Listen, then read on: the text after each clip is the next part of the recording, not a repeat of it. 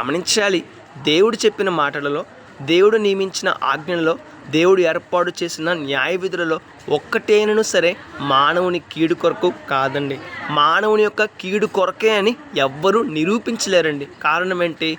దేవుడు చెప్పిన మాటలలో, దేవుడు నియమించిన ఆజ్ఞలలో, దేవుడు ఏర్పాటు చేసిన న్యాయ విధులలో ఒక్కటి కూడా మానవుని కీడు కొరకు కాదు, మానవుని మేలు కొరకే. మానవుడు దీవించబడాలి, మానవుడు ఆశీర్వదించబడాలి, మానవుడు గొప్ప స్థాయిలో ఉండాలి, మానవుడు దేశం యొక్క ఉన్నత స్థాయిలో నిలబడాలి అని మానవునికి దేవుడు మాటలు చెప్పారు. మానవునికి దేవుడు ఆజ్ఞలు ఇచ్చారు. మానవునికి దేవుడు న్యాయ విధులను ఏర్పాటు చేశారు. ఒకసారి ఆలోచన చేద్దామండి. దేవుడు ఏది చేసినా, ఏమి ఇచ్చినా సరే మానవుని మేలు కొరకే.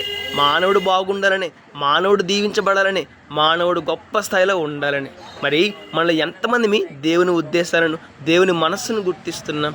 దేవుడు ఏం చెప్పినా అది మానవుని మేలు కొరకే, కీడు కొరకు కాదు అన్న సత్యాన్ని మనలో ఎంతమంది గుర్తిస్తున్నాం? గమనించాలి. దేవుడు చెప్పిన మాటలు మానవుని కీడు కొరకే అని ఎవ్వరు నిరూపించలేరు. కారణం అవి మేలు కొరకే కాబట్టి. మరి మన జీవితం ఎలా ఉన్నది?